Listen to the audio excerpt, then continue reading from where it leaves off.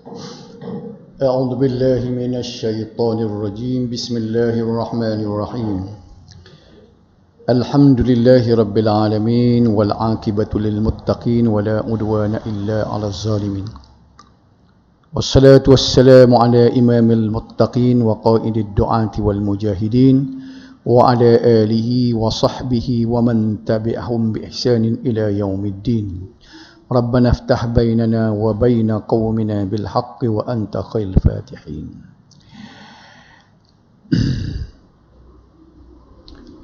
Muka surat 67. Tidak, bawah dia tu. Wal haudul ladzi akramahu Allah Ta'ala bihi qiyathan li ummatihi haqqun. Terjemahnya daripada perkataan musannif, dan bermula kolam yang memuliakan akan dia oleh Allah Ta'ala dengan dia kerana menolong akan umatnya sebenar ia. Itu tak makna dia tu. Kolam tu, dia disebut sini kolam tu, kadang-kadang dia sebut dengan nama kolam Kausar. Kolam tu dia anugerah kepada Nabi kita sallallahu alaihi wasallam sebagai nak memuliakan dia oleh Allah Subhanahu wa taala, dan dengan kolam itu dengan dia dapat menolong umatnya. Umat Nabi kita Muhammad sallallahu alaihi wasallam. Maknanya nabi lain tak ada kolam ni. Kita je ada kolam. Okey. Kemudian dia syarah dia ni. Dan bermula kolam Nabi sallallahu alaihi wasallam itu jisim yang tertentu yang sangat besar dan sangat luas. Besar dan luas adalah ia di atas bumi yang putih seperti perak, airnya lebih putih daripada air susu, dan baunya lebih harum daripada kasturi, dan bejana ni bekah lah. Kalau kita kira kat gayung, cetong, untuk nak buat nak cedok air tu, dia kata lebih banyak daripada bintang di langit. Banyaklah tu. Kira cukup lah umat Nabi Muhammad ni nak buat cedok, nak ambil, nak minum air tu. Dan barang siapa minum daripadanya, kalau kita minum air dalam kolam tu, dia kata nescaya tiada dahaga ia selama-lamanya. Minum tu jadi tak dahaga. Lepas tu kalau kita fikir, dah tak dahaga sedap gapo lepas pada tu nak minum, dia tidak jadi apa, minum tu bukan untuk hilang dahaga lepas pada tu. Sebab dalam syurga nanti dia akan bagi macam-macam jenis minum. Wakat sandihaka disebut tu, maknanya minum tu akan dituangkan ke dalam gelas oleh pelayan-pelayan. Tapi minum tu bukan minum untuk hilang dahaga dak, tapi minum tu adalah minum untuk berseronok-seronok, minum untuk kelazatan. Dan kita minum sebanyak mana dalam syurga pun, dia jadi tak skop. Makan sebanyak mana-mana pun, dia jadi tidak berasa so'oh. Ini pasalnya kita tak boleh gambarkan tubuh badan kita dalam syurga tu supaya ada learning. Dia buat mari dengan tubuh lain lah, sistem lain, darah lagu lain, orat geramak lagu lain. Makanlah, nak makan urian 30 butir sehari pun tak naik gula. Makanlah, nak makan sup kaki ke, giabok ke, seekor lembu sehari pun dia tak ada kolesterol. Jadi itulah kelebihan di dalam syurga nanti. Sebab itulah kalau kita mikir atas hak disebut pun tak padan kalau duduk gomo dunia saja, terlepas akhirat, terlepas syurga. Terlepas tu pakai terlepas sekali tu nak cuk klik tak boleh. Hak ni dia duduk, kita kena berjuang, hidup kita ni kena berjuang, kena sabar.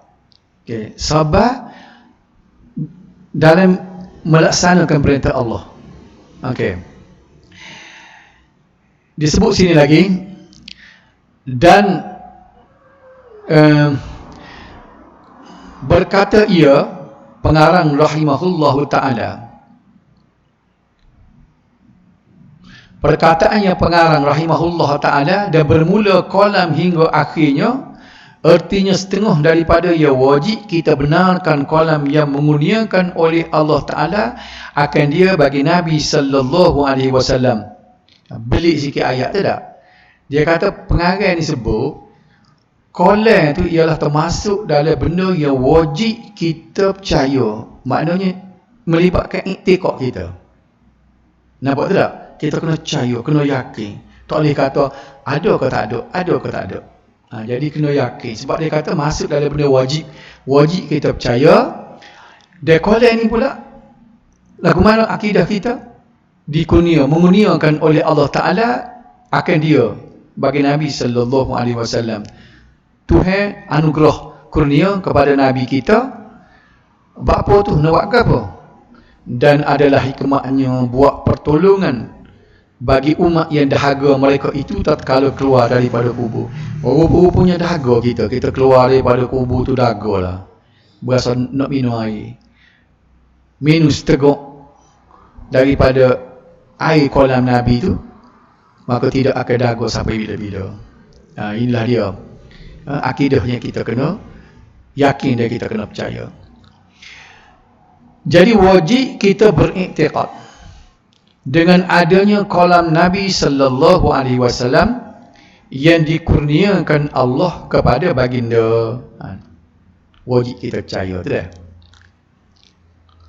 Kolam tersebut sebagai pertolongan Allah kepada umat Nabi sallallahu alaihi wasallam apabila bangkit daripada kubur. Rupa-rupanya bila kita dibangkitkan daripada kubur tu, keluar tu dengan keadaan kita tu nak minum air lalu, dahaga air lama dalam kubur. Dengan meminum air daripada kolam itu, ni ulas sehat tadi juga ni, tidak akan dahaga selama-lamanya. Tak dahaga, tak ada lah kata air. Nak pergi cari air, buat apa dahaga? Duk. Jadi minum dalam syurga tu, minum air untuk kelazatan sahaja. Okay. Cuba kita bayangkan, minum air sebanyak mana dia tak jadi kecing. Tak ada kecing, tak ada beruk. Makan minum.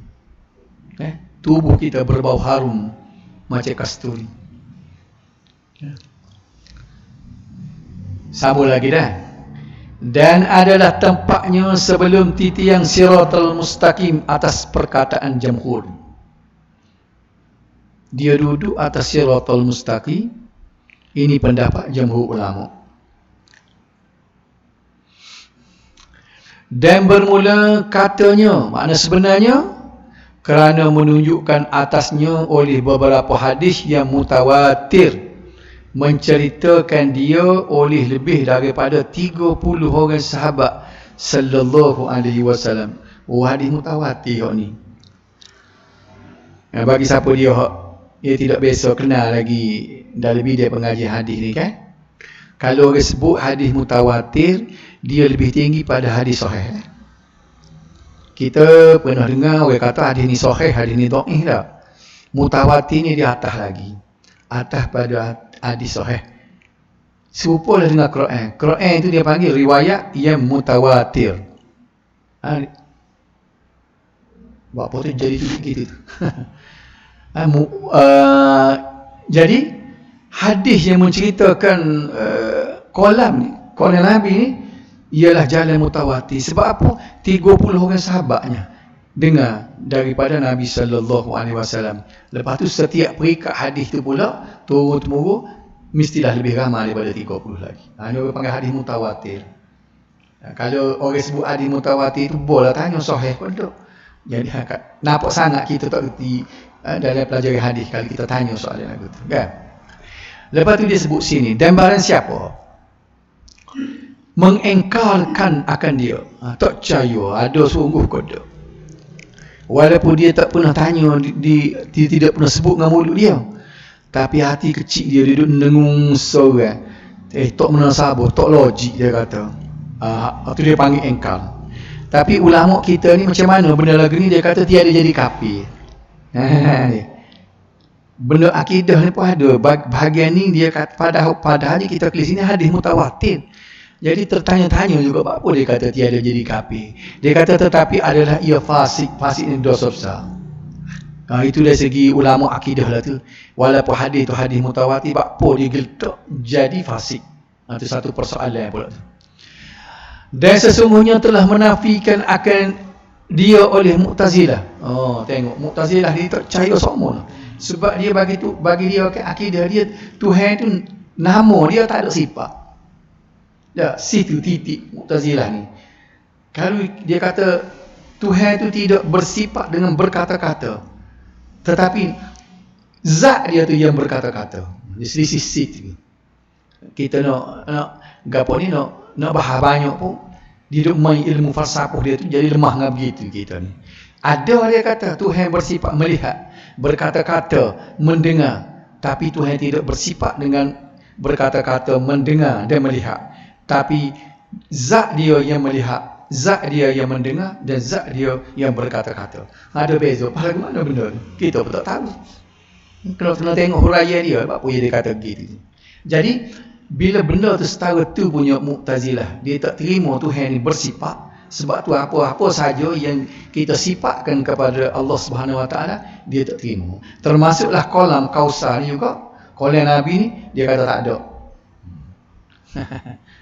Dia tak cara ke hadis-hadis ke apa ni Mu'tazilah. Walaupun ada hadis pun dia tak ikut lah ya. Wujudnya kolam Nabi sallallahu alaihi wasallam sabit melalui hadis yang banyak. Oleh itu wajib beriktikad dengan adanya kolam Nabi di akhirat nanti. Kita kena boleh pakat minum lah kitanya. Mudah-mudahan kita ni termasuk duk minta sokmo siang malam ya, kita semayang, kita duk jaga peraturan hukum Tuhan. Tak, tamu-tamu boleh puasa ni pula kita berazam, kita berniat dah. Tak lama dah, kita ada dari seminggu lebih lagi dah nak puasa. Kita niat hati boleh pahala dah, niat ke apa. Aku kali boleh tahu ni aku nak buat comel pada tahun lepas. Terawih nak aku biar jadi comel pada tahun lepas. Lepas tu si tidurlah mana, nak bangun awal sahur tu. Nak baca Quran ke nak ke apa. Kita niat tu kan, dia dalam hadis Bukhari sebutnya Tuhan widah so pahala. Nampak tak? Kita niat dah. Nak puasa semua dia tahu ni. Apa yang kita nak buat gitu? Sebab kita tahu gini dah benda ni.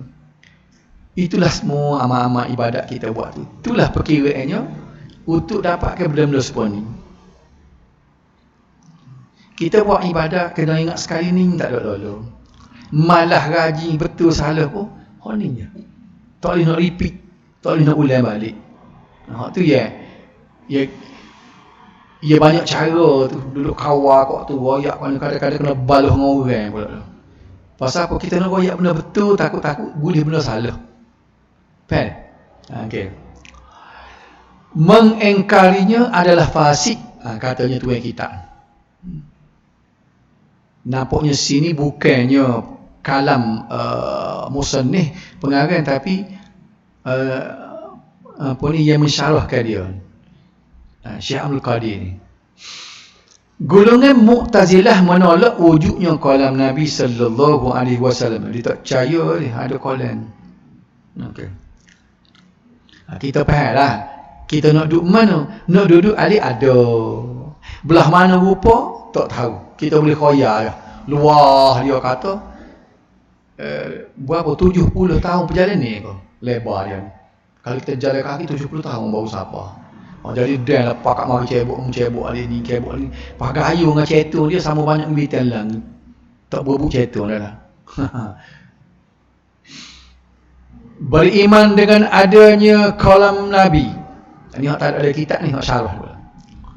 Ialah bahawa baginda mempunyai kolam di hari kiamat yang didatangi oleh umat baginda. Lebarnya sama dengan panjangnya, iaitu sejauh perjalanan 1 bulan. Sebulan. Tidak 70 tahun sebulan perjalanan ni. Pencedoknya sebanyak bintang-bintang di langit. berdasarkan apa yang telah sahih dari hadis-hadis dengan beberapa wajah ataupun jalan riwayat. Silat tadi bukan 70 tahun tu benda lain, tukar. Tukar tu pasal baru baca hadis tu, hadis muka lain, tukar. Sebulan sebenarnya. Sebulan jauh dah jalan kaki sebulan. Kalau kita jalan sehari sini, boleh sampai sini mana? Sehari berjalan ni 24 jam jalan kaki nyuk. Siapa rasa di Pasir Putih siapa rasa tak? Tapi sebulan jalan. Oh luas sungguh deh. Tu kalau tu lah kita pakat nanti cebok nanti dah. Tapi kena ingat, siapakah yang akan dihalau dari kolam Nabi nanti? Jangan sedap boleh pakat minum belakang. Ada orang kena hamba. Siapa dia royak Nabi dia royak ni. Ada hadis Nabi royak. Jadi tujuan gapo bubuh sini royak benda ni supaya kita jaga-jaga. Di setiap kali benda, kali kita sebut benda tu dia kena royak lawan dia. Cuba tengok kita kan. Bila dia kecek bab tauhid, dia huraf bab kufur lalu. Tak. Tauhid lawan dia syirik. Bila dia royak tauhid gini mengesahkan Allah, pada royak pula benda syirik gini. Dia royak bab iman, ada royak kufur pula. Bila dia royak benda taat, dia royak maksiat. Royak syurga, royak neraka, tegur dia. Jadi bila dia royak, kita pakat boleh minum kolak Nabi seksa. Dia royak pula, puak-puak tak boleh minum kena hamba. Gitu hege-hege nak pergi minum. Sedapnya tengok air lemopok yoya pakat cebok. Main nak cebok gatek dah. Tak. Tak lagi, no entry, nama tak boleh masuk. Tak ada tiket nak masuk. Bakal pakai tiket kali sesok kali dah.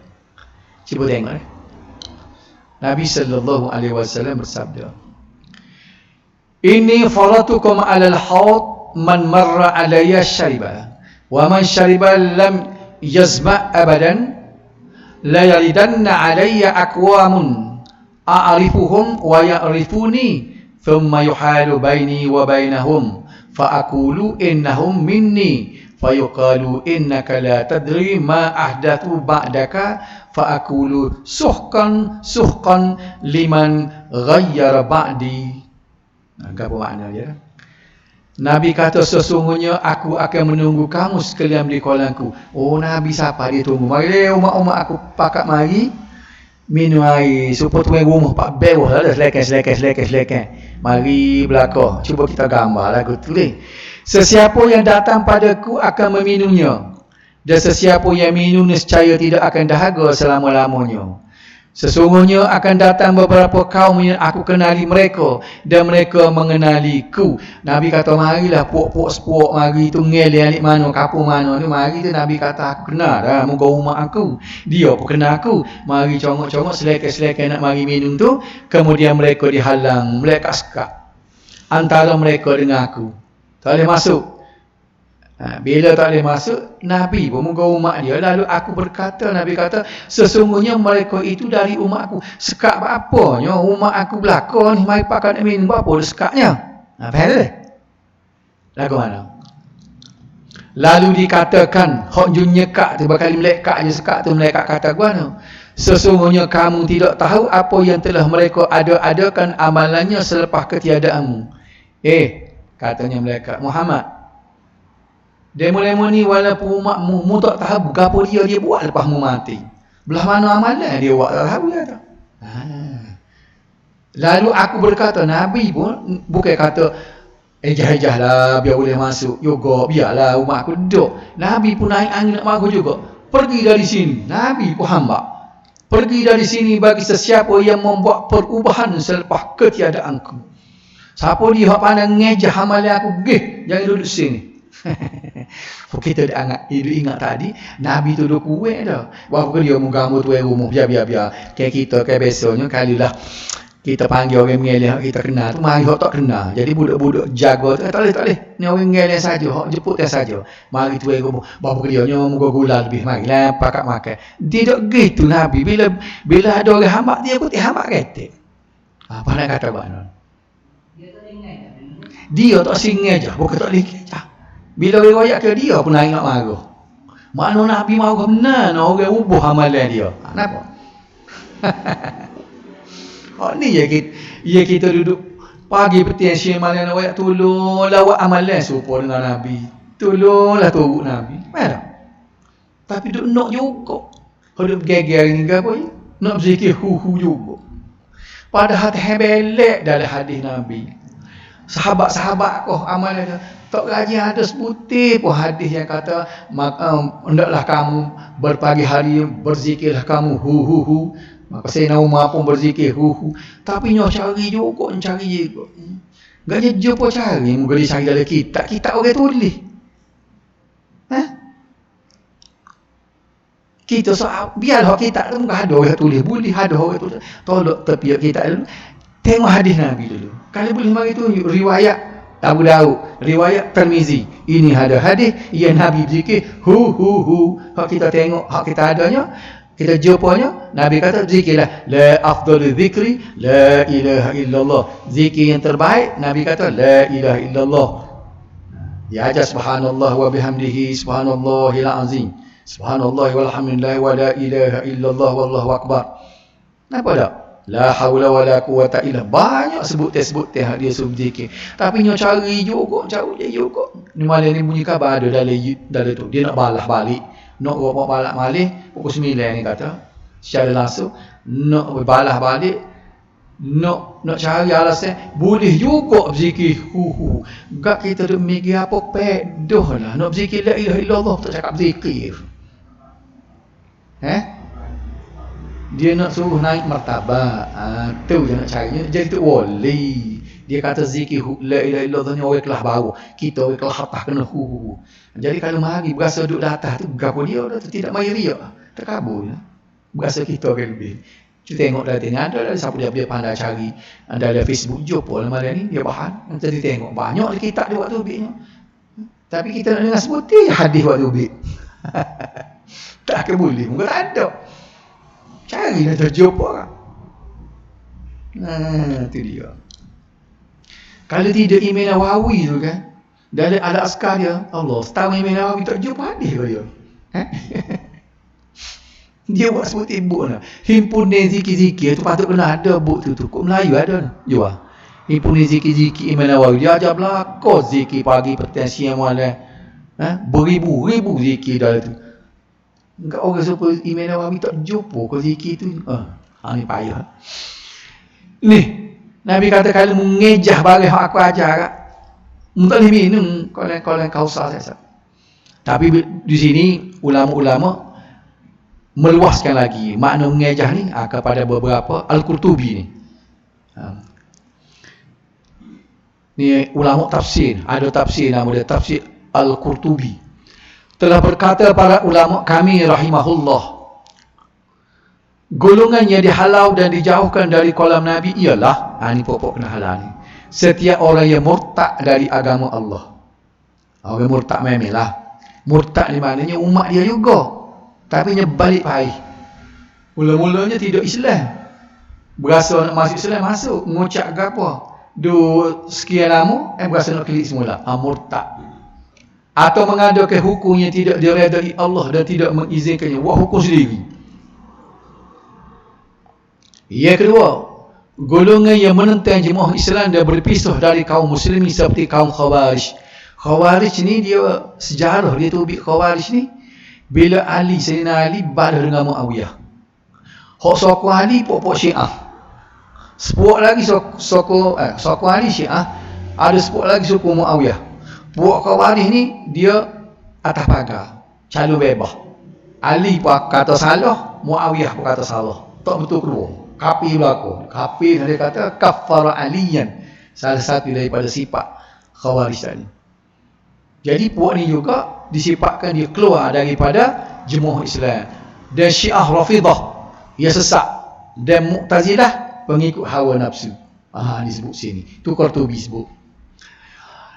Yang ketiga, orang yang zalim, yang melampau pada kejahatan dan yang menolak kebenaran dan membunuh ahli kebenaran dan menghina mereka. Ni orang Islam juga hak jahat-jahat. Tak boleh minum juga air kolam seksa. Yang keempat, orang yang melakukan dosa besar secara terang-terangnya. Buat dosa besar lepas tu meguh. Megoh pula dengan maksiat hak buat. Dia orang yang merengek ke perkara maksiat, dia pandai kecil maksiat. Orang buat belakang, kita buat ketik, dia kata. Serta orang-orang yang tergelincir dari agama dan ahli hawa nafsu dan ahli bid'ah. Tengok dia sebut ni. Ahli bid'ah ni lah yang buat amal tak tahu supaya Nabi. Tak diminum air. Nabi ajar zikir lagu lain, kita nak cari juga zikir lagu lain. Kalau jadi pun berani kau orang panggil begadang nasi.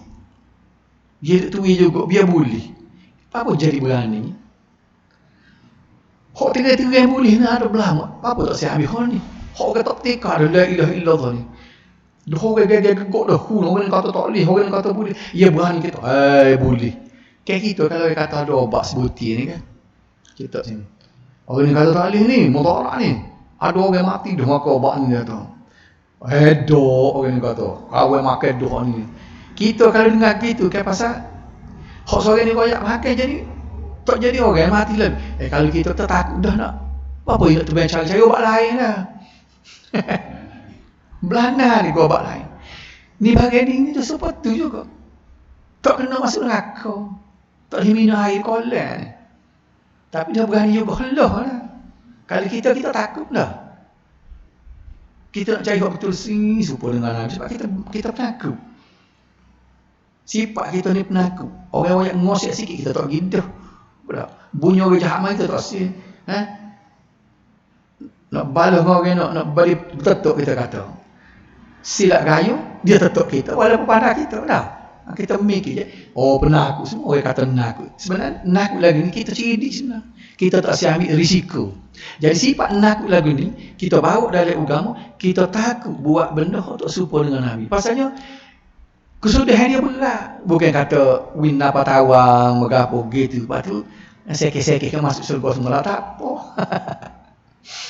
Neraka satu saat pun tak padan dia kita nak duduk. So setahun 2 tahun. Kan? Okey. Habis itu. Nak ambil masa dah. Barulah siapa?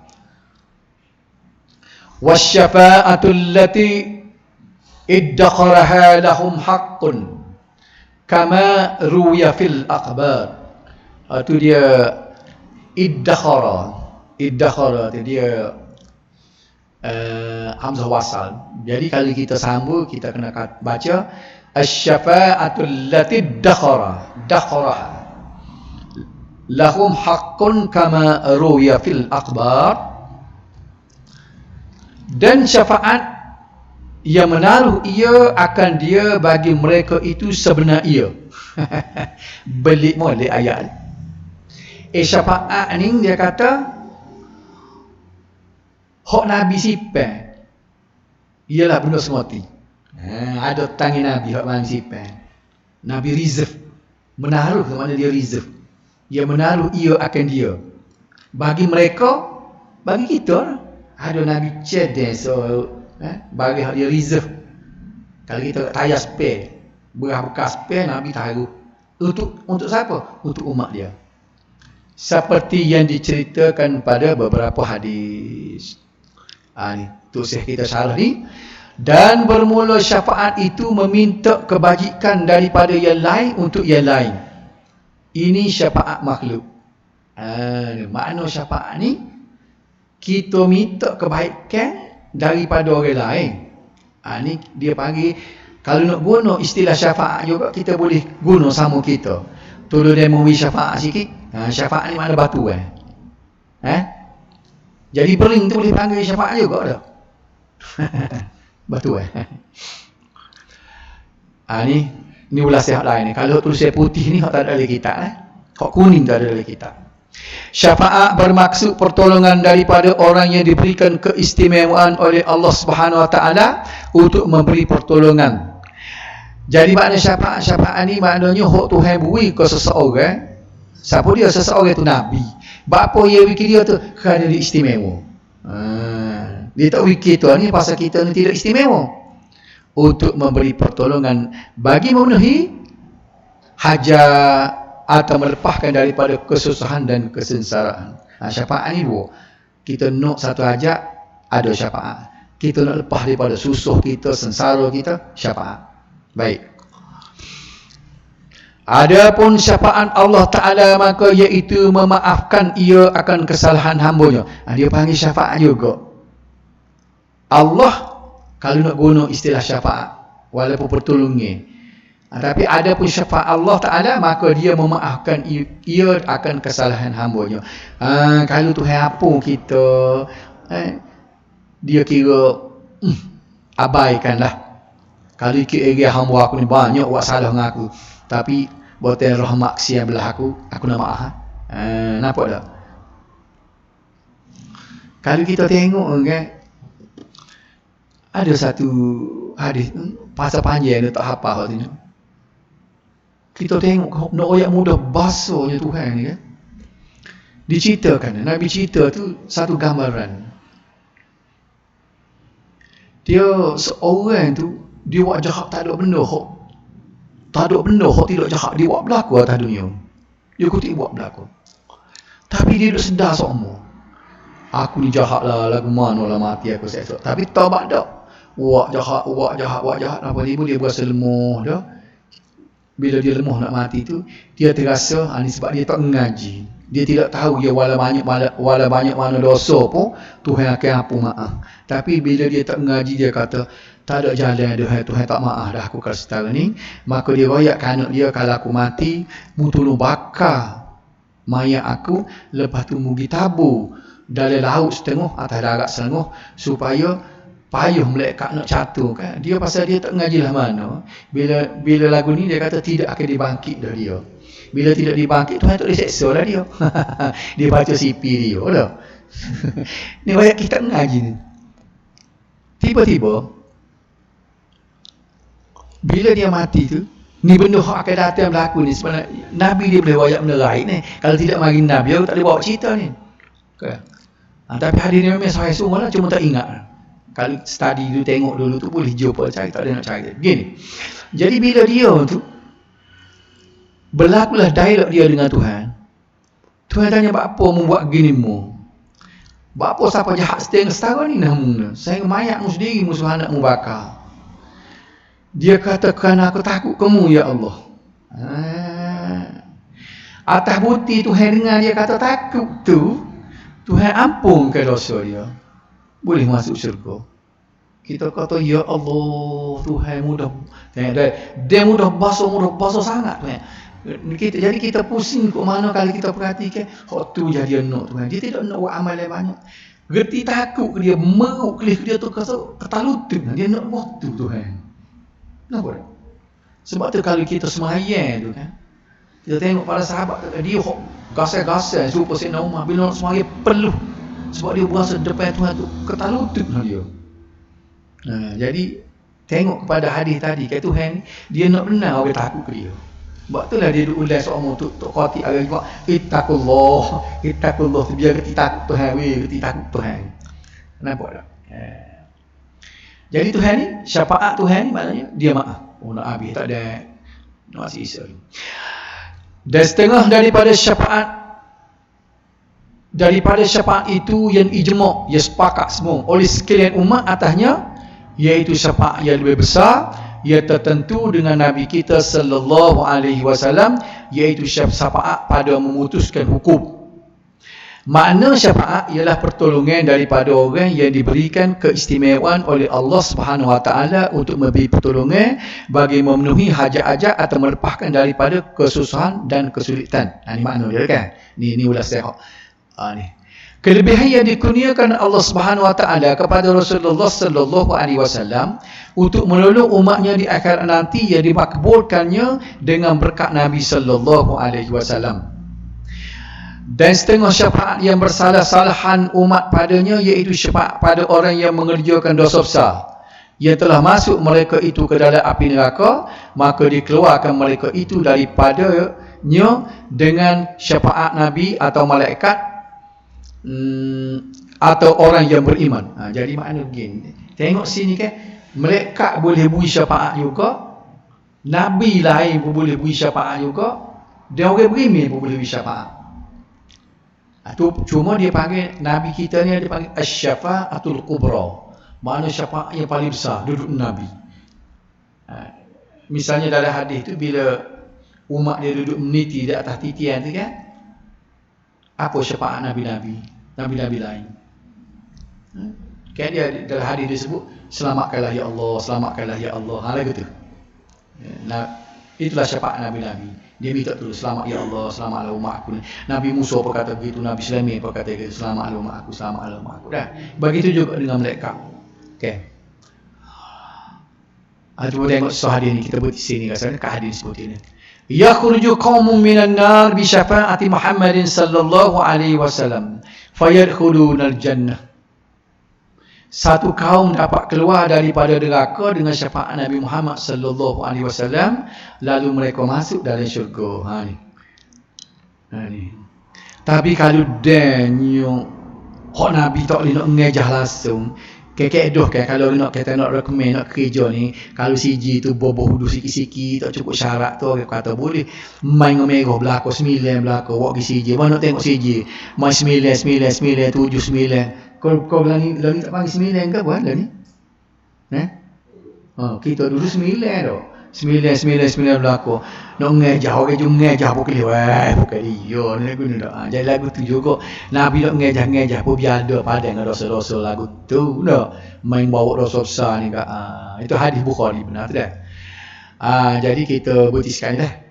Dan boleh butis tu dah. Dan sesungguhnya telah datang beberapa hadis mutawatir. Ada soalan sini?